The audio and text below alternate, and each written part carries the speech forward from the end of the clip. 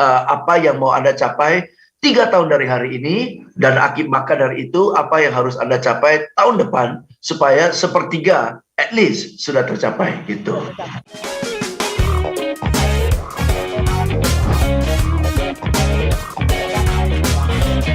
Saya sudah bersama dengan Pak James. Selamat pagi Pak James. Selamat pagi Ola, selamat pagi smart listeners. Wih, senang sekali topiknya. Ola pagi-pagi udah segar dan semangat nih.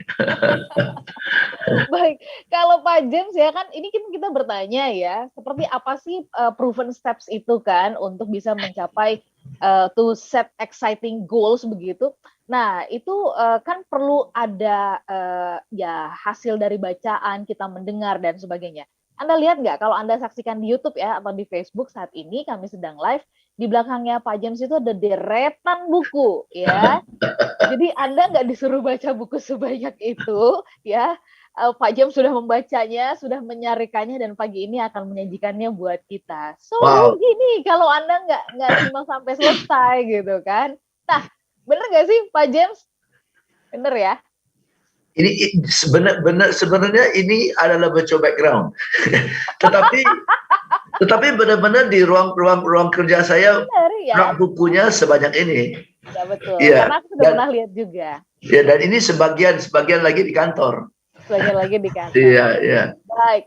Pak James, proven steps, yang dimaksud dengan proven steps itu apa dan apa kaitannya kalau kita punya proven steps gitu ya untuk kemudian kita bisa set goals yang membuat kita tuh exciting gitu di 2022. Kayaknya kan bolak-balik kita setiap kali jelang akhir tahun memasuki tahun baru, proven step atau setting goals ya, itu terus kita sampaikan. Tetapi ya kita sering mengulang kesalahan yang sama kan begitu. Monggo diingatkan kepada kita Pak James. Oke, Ola, thank you. Hari ini kita fokus ke setting goals untuk pribadi ya, untuk ourselves ya.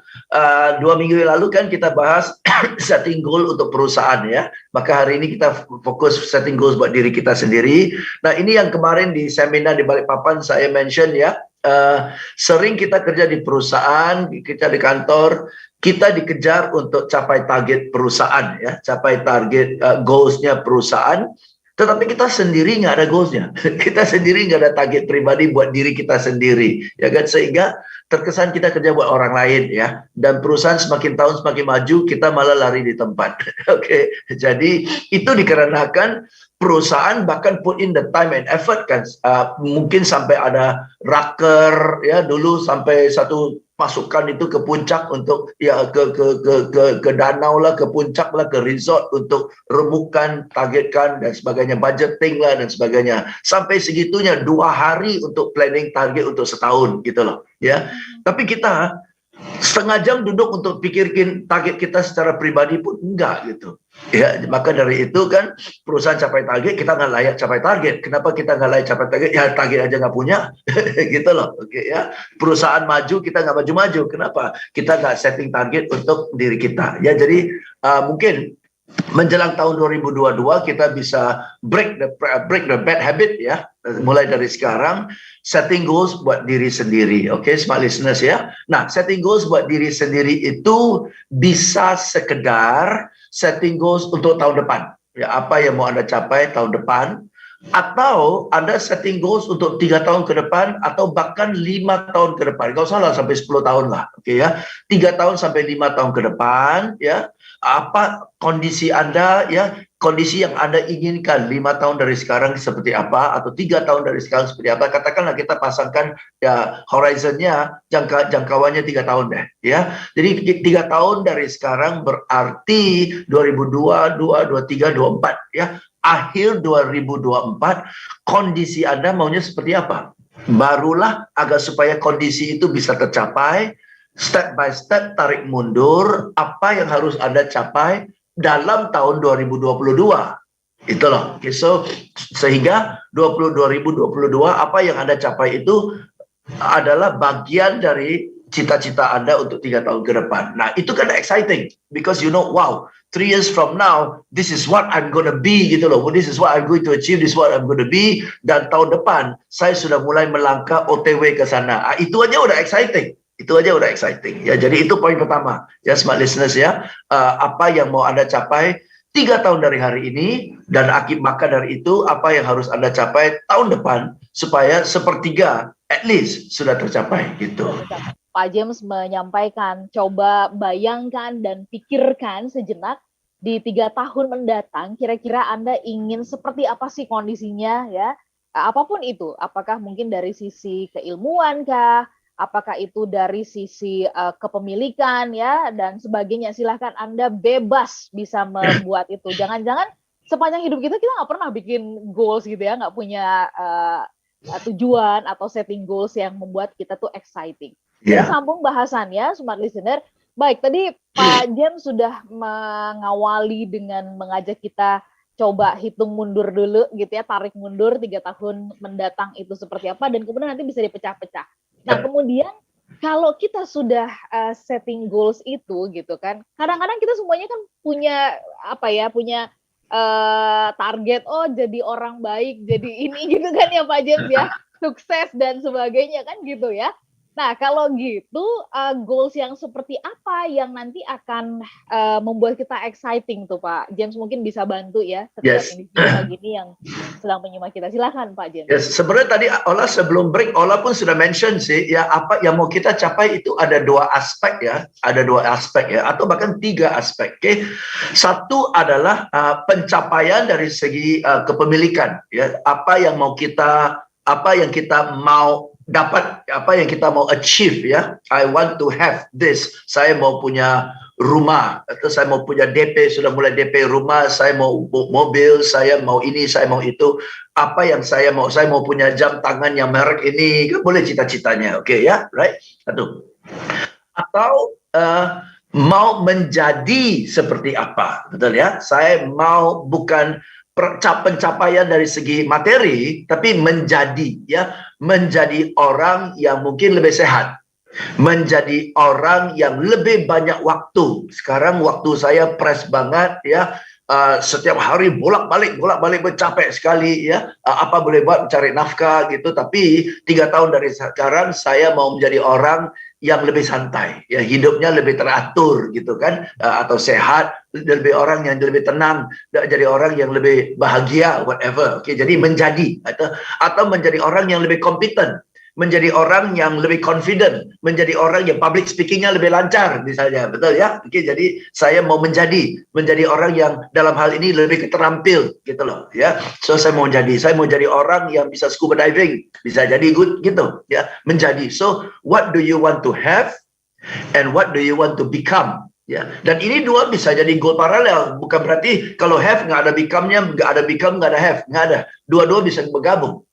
Oke, jadi seperti tadi orang bilang, goals-nya bisa luas sekali, banyak sekali. Dari segi keuangan, dari segi materi, dari segi kesehatan, dari segi kebahagiaan, dari segi waktu, dari segi keterampilan, dari segi keluarga, dan sebagainya, dari segi kesehatan. Semua itu goals-nya. Dan itu satu persatu bisa dirincikan. Sehingga Anda lihat, wow, kalau ini semua bergabung, sedikit demi sedikit, dan ini bisa terjadi. Kira 3 tahun dari hari ini, saya jadi orang yang beda loh dengan sekarang. Nah, itu ya exciting kan? Itu ya exciting ya. Nah, banyak orang kalau disuruh goal setting, hanya satu aspek. Oh, saya mau capai ini. Udah selesai. Itu yang dikejar terus. Kan nggak mungkin kita kalau nge-gym, oke, saya mau otot kanan aja yang gede. Oke, nanti kalau sudah otot kanan, baru sisa tubuh saya pikirin belakangan.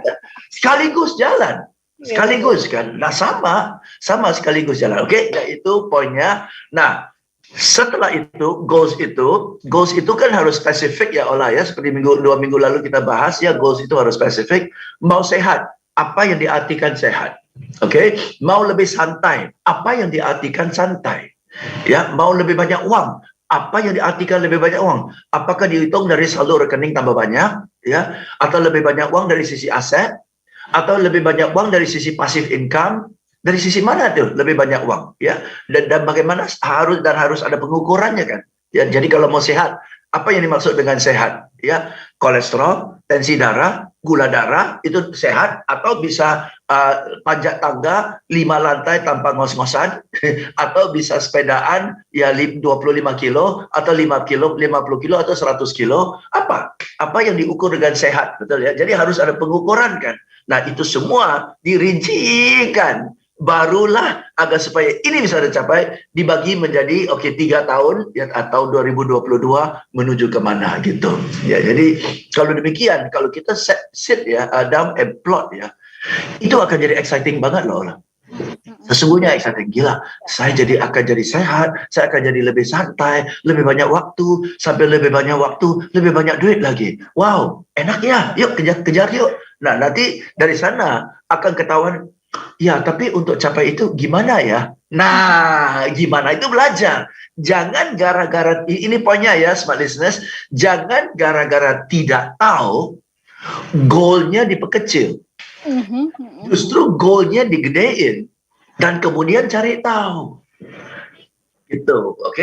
Itu akan jadi exciting. Banyak orang berdasarkan hari ini apa yang saya bisa, hari ini apa yang saya mampu, maka dari itu sebisa mungkin, semampu mungkin capai ini. Maka nggak bisa grow. Iya, jadi kebalikan. Kebalikan ya. Pak James, apa perbedaannya dengan kan banyak yang suka mengatakan gini, jangan seperti pungguk merindukan bulan ya, terlalu tinggi sekali hayalannya. Nanti kalau jatuh sakit lagi gitu. Nah, sebenarnya perbedaannya di mana sih Pak James dengan yang Pak James jelaskan barusan ya, sama yang kemudian itu terlalu tinggi atau muluk-muluk begitu? Apa karena memang kalau yang muluk-muluk itu adalah sekedar bermimpi saja tetapi tidak mau effort ya untuk mencapainya? Atau seperti apa Pak James? Oke, saya malah punya prinsip pasang goal setinggi-tingginya, nggak apa-apa.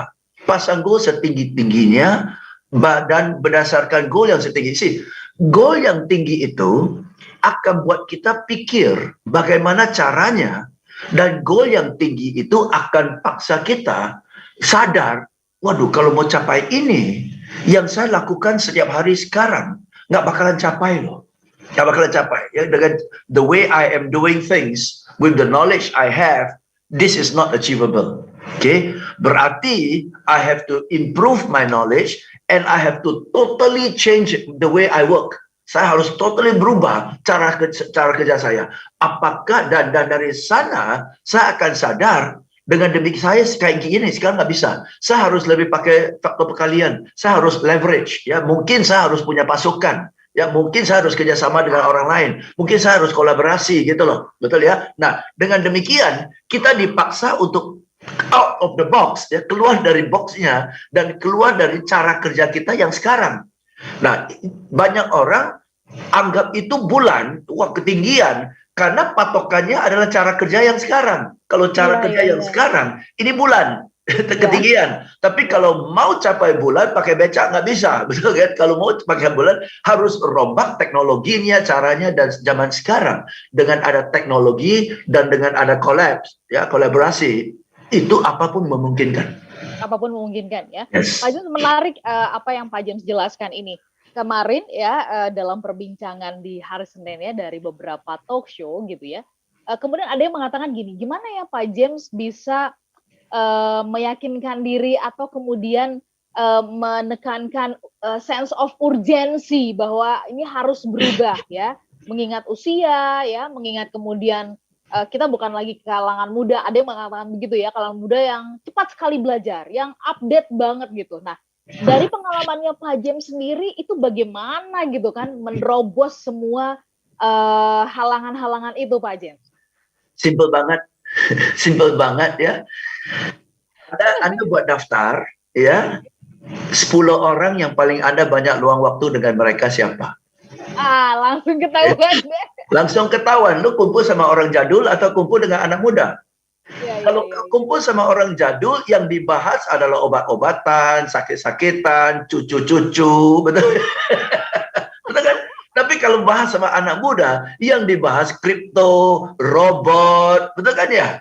TikTok, gitu kan? Nah, jadi kumpulan kita akan menentukan apa yang kita belajar, apa yang kita nggak belajar, betul kan?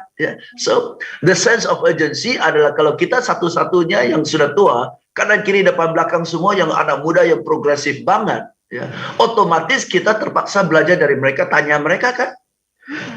Dan satu lagi kesibukan kita, rutinitas sehari-hari kita tidak masuk ke dunia anak muda. kita udah dengan kesibukan kita sehari-hari yang sudah pakem gitu loh, ya. Jadi bolak-balik itu aja kan. Jadi kalau mau kayak anak muda, mau belajar hal yang baru, ya memaksa diri sama anak muda. Pasti berubah, pasti berubah. Oke.